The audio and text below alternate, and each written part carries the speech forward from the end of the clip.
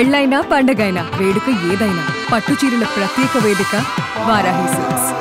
Human మెటానిమో virus ఇదే ఇప్పుడు అందరూ భయపడుతున్న హెచ్ఎంపివి వైరస్. చైనాలో పుట్టిన ఈ మహమ్మారి మెల్లమెల్లగా ప్రపంచ దేశాలకు విస్తరిస్తోంది. ఇప్పటికే చైనాలో అనేక కేసులు నమోదైనట్లుగా వార్తలు వస్తుండడంతో అక్కడి ప్రజలు ఆందోళన చెందుతున్నారు.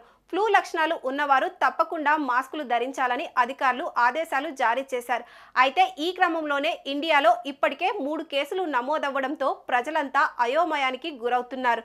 అబ్బే, ఈ వైరస్ అంత ప్రమాదమేం కాదని కొందరు అంటుంటే ఇది కరోనా మాదిరే ఉండొచ్చని మరికొందరు చెప్తున్నారు.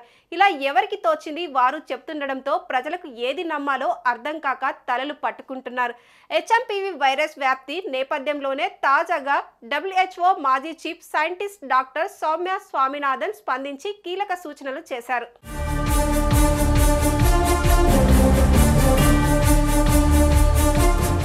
బెంగళూరులో 2 హెచ్ఎంపివి వైరస్ కేసులు నమోదైన విషయం తెలిసిందే. ఈ వైరస్ బారిన పడిన చిన్నారులు ప్రస్తుతం వైద్యుల సమక్షంలో చికిత్స తీసుకుంటున్నారు. దీంతో కర్ణాటక ప్రభుత్వం అలర్ట్ అయింది.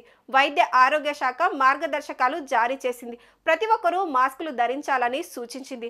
అయితే ఈ క్రమంలోనే WHO మాజీ chief scientist doctor Soumya Swaminathan స్పందించి మాట్లాడిన తీరు చూస్తే కొంత ఉపశమనం కలిగి ధైర్యం కలుగుతుందని ప్రజలు చెప్తున్నారు.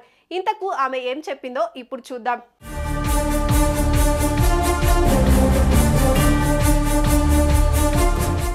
ఈ వైరస్ ఇప్పుడు భారతదేశంలోకి ప్రవేశించింది. ఈ క్రమంలో ఎవరు ఆందోళన చెందాల్సిన పని లేదని డాక్టర్ సౌమ్య స్వామినాథన్ తెలిపారు.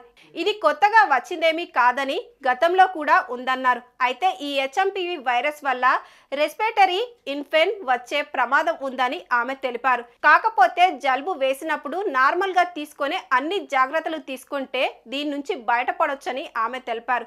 ఇదే సమయంలో ఎవరు ఆందోళన చెందాల్సిన పని లేదని ఆమె అన్నారు. ఇదిలా ఉంటే డాక్టర్ సౌమ్య స్వామినాథన్ 2019 కరోనా సమయంలో WHOలో చీఫ్ సైంటిస్ట్ గా పనిచేశారు. సుమన్ టీవీలో మీ పర్సనల్ అండ్ బిజినెస్ ప్రమోషన్స్ కోసం కింది నెంబర్కి కాంటాక్ట్ చేయండి.